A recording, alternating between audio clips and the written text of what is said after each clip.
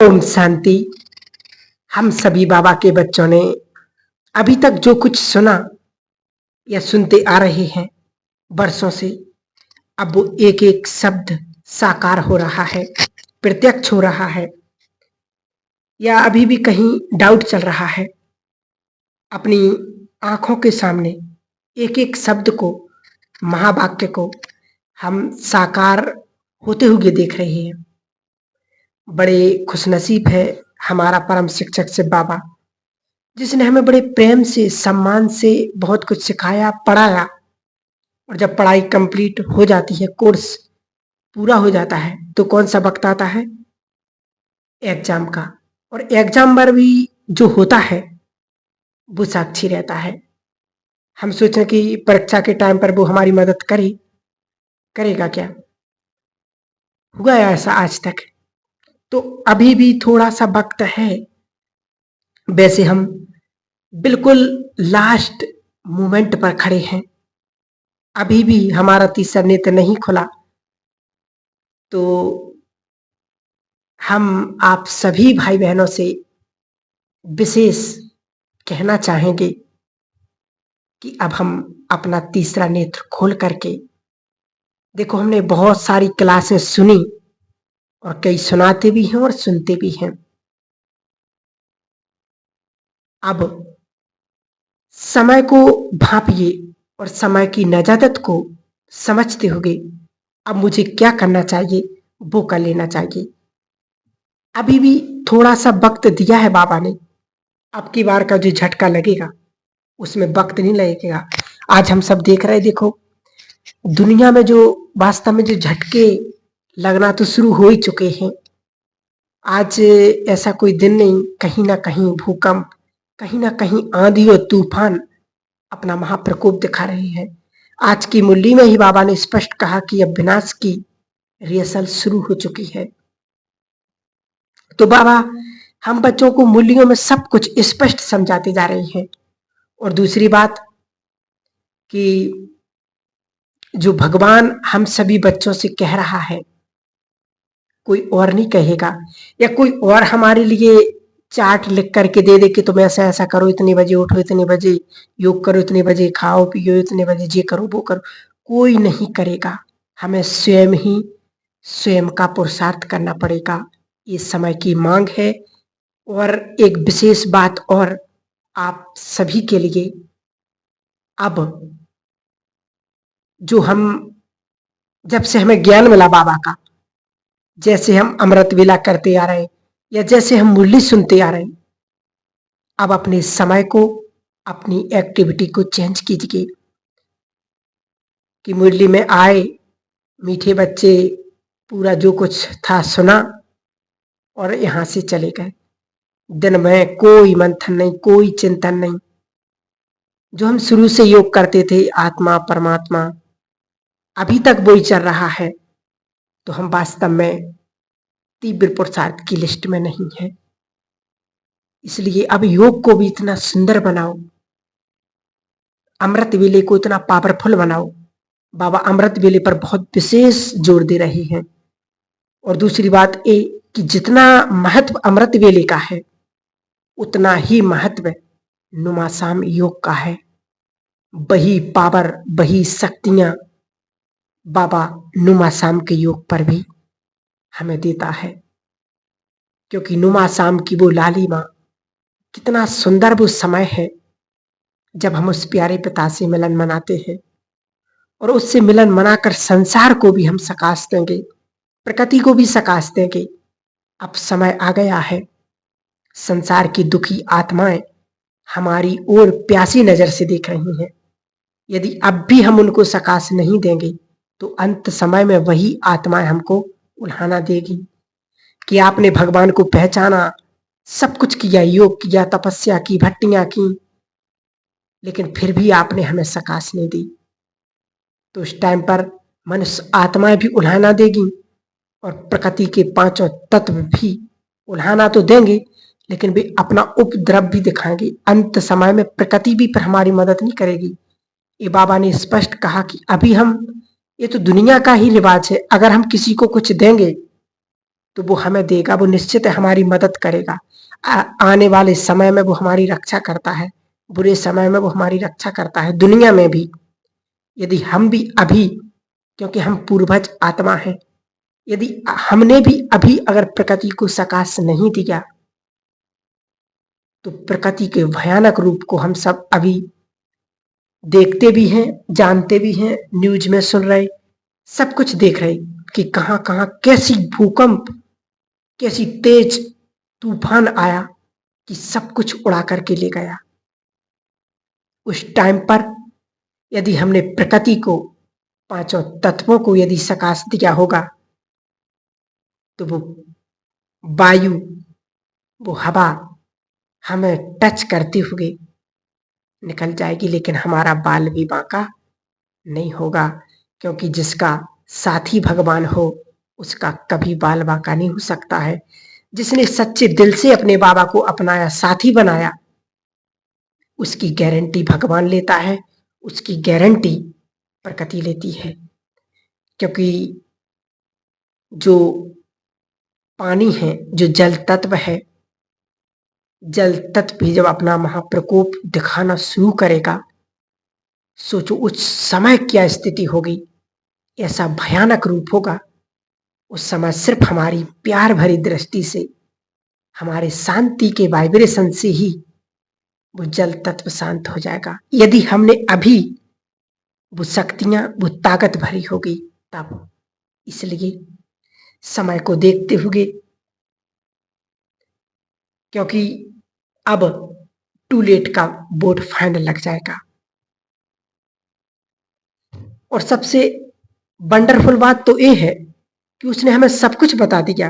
देखो कितनी सोचने की बात है। दुनिया में कोई ऐसा टीचर नहीं होगा जो पहले बता देगा कि ये क्वेश्चन आएंगे। वो सिर्फ अंदाज से बताते हैं कि हाँ इनमें से आ सकता है। लेकिन हमारा जो एग्जामिनर है, हमारा जो टीचर है, जो पेपर लेने वाला है, उसने सब कुछ पहले पढ़ा करके और स्पष्ट बता दिया कि ए होने वाला है। और यदि उसमें भी हम फेल हो गए तो फिर हम क्या करेंगे? उस समय सिर्फ हमें पश्चाताप होगा और कुछ भी नहीं। बाबा ने जब से हमें ज्ञान मिला तब से सब कुछ बता दिया। आप इस धरती से लेकर, इस लोक से लेकर परलोक तक सब कुछ बताया कि नहीं बताया? तीनों लोकों के बारे में बता दिया, आत्मा की पूरी हिस्ट्री बता दी, 84 जन्मों की कहानी बता दी, परमात्मा के रहस्य सुना दिए, कर्मों की गुई बता दी, पाप पुण्य के राज बता दिए, धर्म अधर्म, सत्य असत सब कुछ बता दिया। कुछ छोड़ा? बताइए किधर से ये सृष्टि क्या है? सब कुछ तो उसने हमें बता दिया है, पता है हमें। अगर उसने कहीं कसर छोड़ी है तो ये भी बता दीजिए। पूरा कोर्स कंप्लीट कर दिया है, सब कुछ बता दिया है। और वंडरफुल बात तो ये है कि उसने जाते जाते पेपर भी आउट कर दिया है। जाते जाते टप से टप जो एग्जाम आने वाला है, और वो अभी भी मूल्यों में बता रहा है, और जो आने वाला है सब कुछ आउट करके बाबा ने सौंप दिया। सोचिए, परीक्षा से पहले यदि पेपर आउट हो जाए, उसके बाद में मैं फेल हो जाऊं, तो मैं कैसी स्टूडेंट हूं भगवान की? इसका मतलब मेरी तैयारी नहीं है, इसलिए मैं फेल हो गई। उस समय में पछताऊंगी। या तो मैंने ध्यान से पढ़ाई नहीं की, ध्यान से उसे नहीं सुना, क्योंकि बाबा ने सब कुछ आउट कर दिया है कि ऐसा ऐसा समय आएगा। हम जानते थे, हमें पता था, हम अनजान थे या पता था? क्योंकि परिस्थितियां अब सुधरेगी नहीं, और ज्यादा ये पता है हमें, है कि नहीं? सबको पता है कि अब परिस्थितियां सुधरने वाली नहीं बल्कि और आने वाली हैं। बाबा ने देखो सब कुछ कहा कि बच्चे, इन आंखों से जो कुछ तुम देखते हो, क्या कहा? कि इन आंखों से जो कुछ तुम देखते हो वो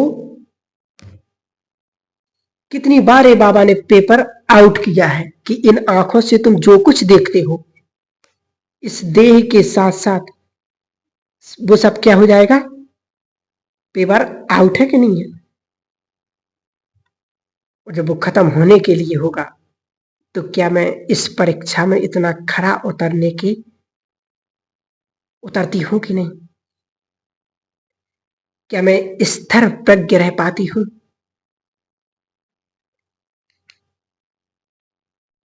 तो ऐसे समय में यदि मेरे पास ज्ञान की अथॉरिटी है, वो योग की पावर अगर मैंने भरी है, क्योंकि ये प्रकृति का नियम है कि व्यक्ति का कितना भी सगा कोई चला जाए लेकिन कुछ समय के बाद समय ही मरहम बन जाता है और समय मरहम बन करके उसको आगे का रास्ता दिखा देता है। वो फिर से अपनी लाइफ में एंजॉय हो जाता है, अपनी लाइफ में बिजी हो जाता है, पीछे का भूल जाता है। ये नियम है प्रकृति का, समय का। हम सबने देखा है और सुना है और जानते हैं। इसलिए बाबा कहते कि समय रहते आने वाले वक्त की तैयारी कीजिए। समय रहते मुझे फेल नहीं होना है या फेल होने के चांस हैं। क्या कहते हैं, देखो जाना तो सबको है, बस अंतर इतना है कि कोई 2 दिन पहले जाएगा और कोई 2 दिन बाद। तो जाने की तैयारी हम बढ़िया से कर लें, क्योंकि जब हम इस धरा से जाएं एक संतुष्ट आत्मा बन करके जाएं, भरपूर होकर के मुस्कुराते हुए उड़ान भरें। मुस्कुराते हुए लोग मृत्यु से डरते हैं। बाबा कहते बाबा के बच्चों की मृत्यु नहीं मुक्ति होगी, और मुक्ति के लिए लोग सारी उम्र कामनाएं करते हैं कि हमारी मुक्ति हो जाए, मोक्ष मिले। उसके लिए हम क्या क्या कर्म कांड करते हैं, सब चाहते हैं कि मोक्ष मिले। मृत्यु किसकी होगी, जो आत्माएं बंधनों में बंधी होंगी। वो छूटना चाहेंगी लेकिन वो छूट नहीं पाएंगी, चाहे वो विकारों के बंधन हो, चाहे वो ममत के बंधन हो, लोभ लालच के बंधन हो, कमी कमजोरियों के बंधन हो, वो उनको जकड़ लेगी। वो निकलना चाहेगी लेकिन उसको परिस्थितियां बांधे रखेंगी, निकल नहीं देगी। वो होगी मृत्यु।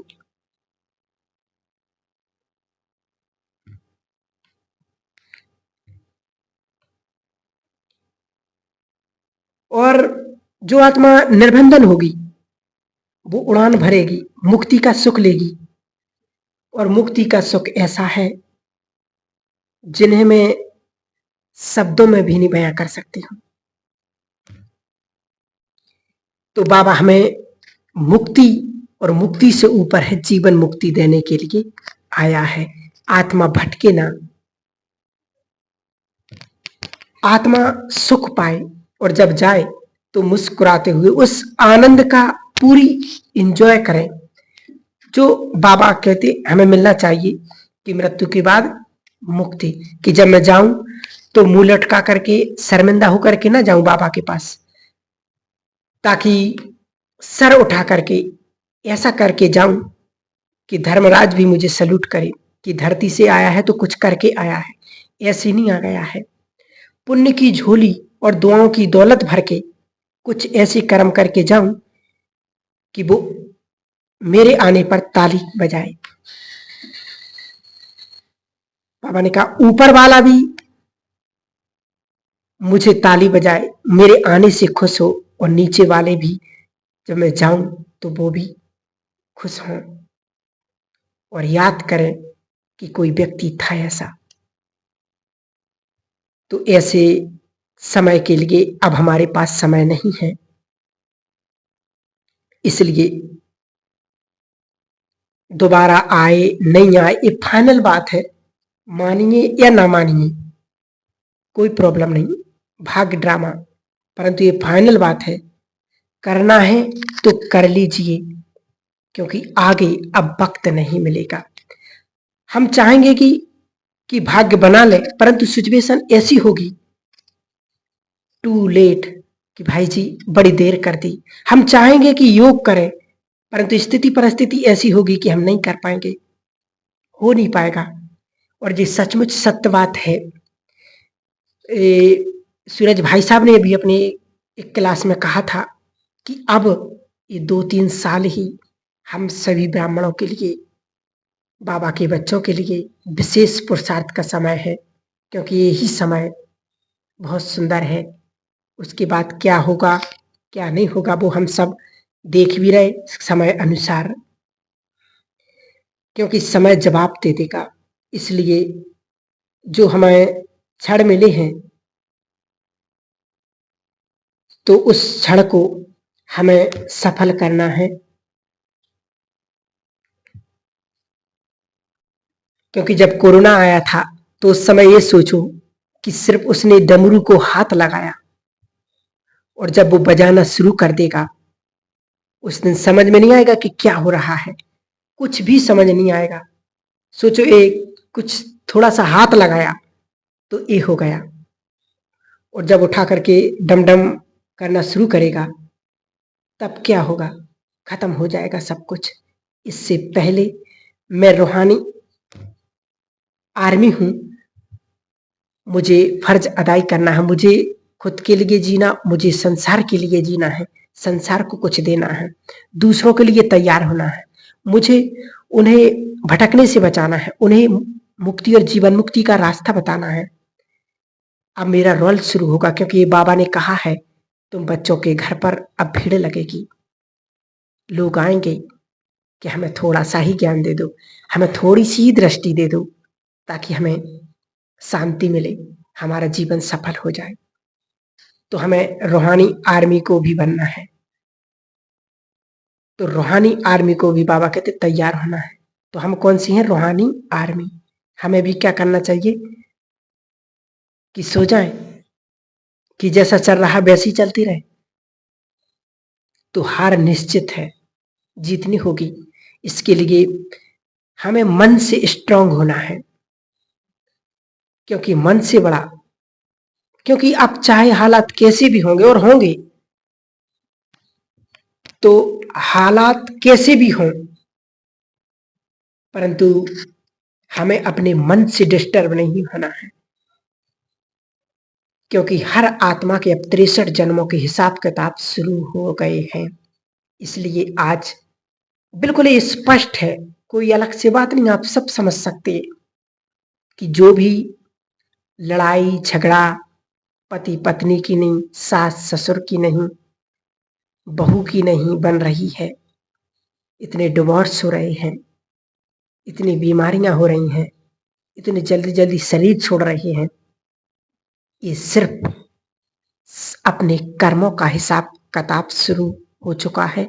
अपना हिसाब किताब शुरू करने के लिए आत्माएं आ रही हैं, जा रही हैं।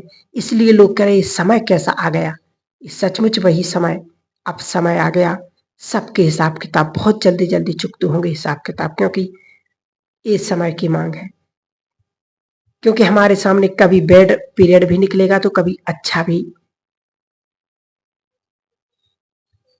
तो अच्छे को देख करके हमें अलबेला नहीं होना है, और बैड को देख करके घबराए नहीं।